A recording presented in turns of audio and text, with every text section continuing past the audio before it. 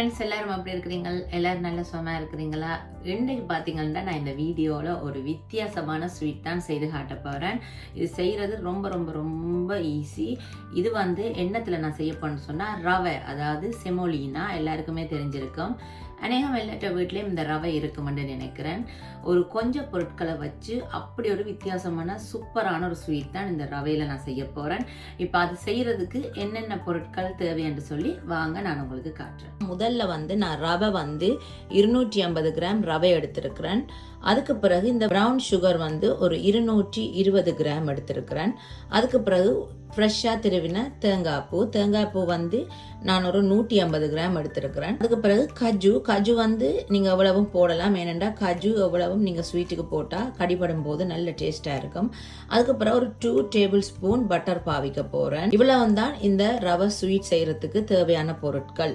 அடுத்ததாக இதை எப்படி ரெடி பண்ணுறேன்னு சொல்லி வாங்க பார்க்கலாம். ரவையை லைட்டாக வறுத்தெடுக்க போகிறேன். அதுக்கு நான் அடுப்பில் ஒரு சட்டி வச்சு அடுப்பு ஆன் பண்ணிட்டேன்.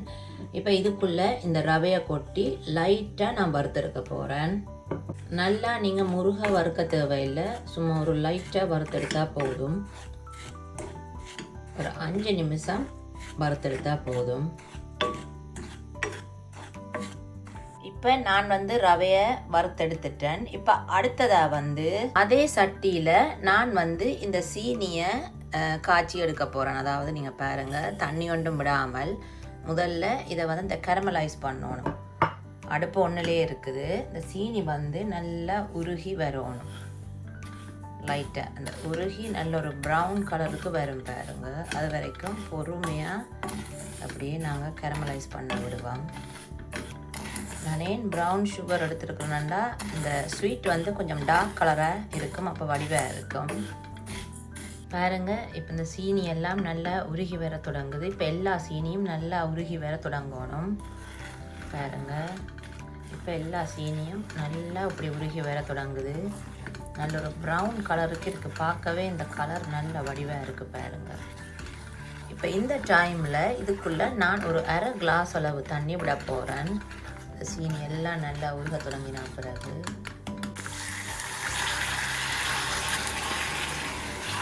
விட்டுட்டு இதை நல்லா நாங்கள் கலந்துடுவோம்.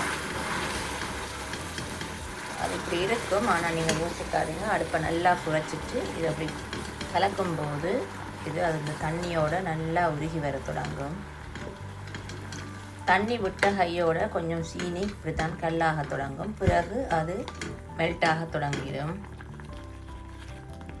இப்போ பாருங்கள், இந்த சீனியும் தண்ணியும் நல்லா சேர்ந்து நல்லா கரைஞ்சிட்டுது. இப்போ இந்த டைமில் நான் வறுத்து வச்சுருக்கிற ரவையை இதுக்குள்ளே போட்டு கிளற போகிறேன். அடுப்பை கொஞ்சம் குறைச்சி விட்டுட்டு, ஏன்னா ரவை போட்டோன்னா இறுக பார்க்கும். இதை டக்கண்டு போட்டு நீங்கள் உடனே கெதியண்டு இதை மிக்ஸ் பண்ணிடணும்.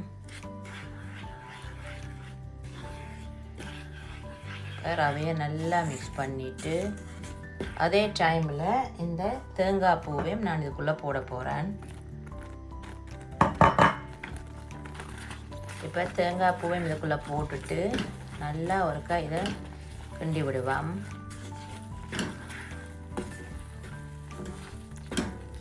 இப்போ தேங்காய் பூ ரவை ரெண்டும் போட்டு நல்லா கலந்து விட்டுட்டேன். அடுத்ததாக இதுக்குள்ளே எடுத்து வச்சிருக்கிற இந்த கஜுவை போட போகிறேன்.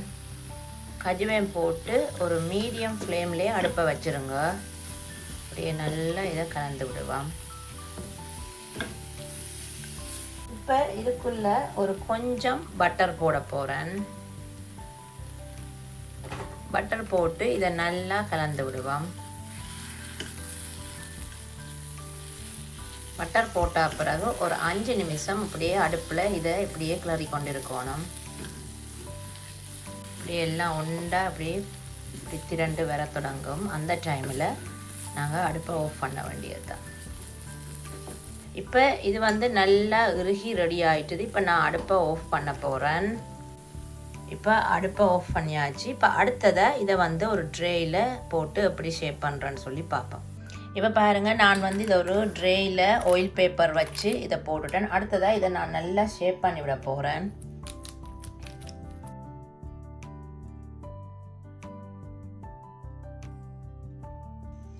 பாருங்கள், இப்போ நான் ஒரு ட்ரேயில் ஆயில் பேப்பர் போட்டு இந்த ரவை கிளவையை நான் வந்து இதில் போட்டு நல்லா ஷேப் பண்ணி விட்டுருக்குறேன். இது வந்து இப்போ நல்லா ஆறணும்.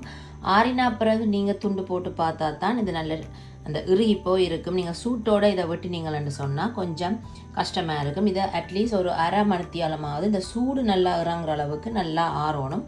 ஆறினா பிறகு நான் இதை வெட்டி போட்டு எப்படி இருக்குன்னு சொல்லி உங்களுக்கு காட்டுறேன்.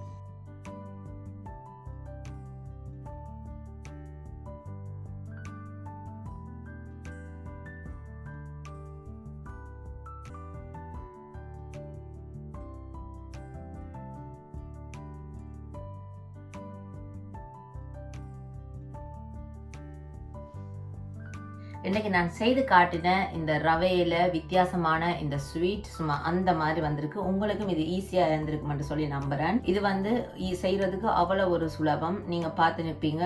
இதில் வந்து தேங்காய்ப்பு, ரவை, சீனி, ஒரு கொஞ்சம் பட்டர் இவ்வளோ தான் எனக்கு பாவிச்சேன் நான். அதோட முக்கியமான விஷயம் கஜு. இவ்வளோ இருந்தாலே நீங்கள் வீட்டில் யாராவது வந்தாலோ இல்லை கூட வீட்டில் ஏதாவது பார்ட்டி நீங்கள் செய்ய போறீங்கன்னாலோ இந்த மாதிரி வித்தியாசமாக நீங்கள் செய்து பாருங்க. ஆக்களும் சாப்பிட்டு பார்த்துட்டு நல்லா இருக்குன்னு சொல்லி சொல்லுவேன். எப்படி செய்தான்னு சொல்லியும் கேட்பேன் உங்கள்கிட்ட. எண்ணெயில் வந்து முக்கியமாக நீங்கள் கேசரி அதுதான் செய்யும் போது தொடர்ந்து சாப்பிட சலிச்சு போயிடும்.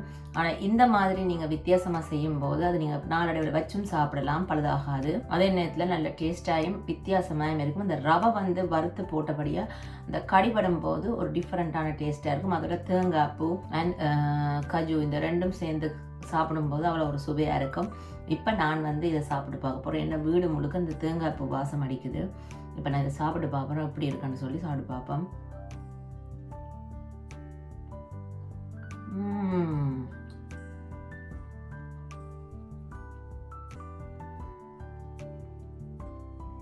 நல்ல சாஃப்டாக இருக்குது. அப்புறம் அதோட நல்ல டேஸ்ட்டாக இருக்குது. முக்கியமாக வந்து இந்த ப்ரௌன் சுகரை வந்து நான் அந்த உருக விட்டு செய்தபடியாக அது ஒரு வித்தியாசமான டேஸ்ட்டாக இருக்குது. ஒரு கரமலைஸ் டேஸ்ட்டில் இருக்குது.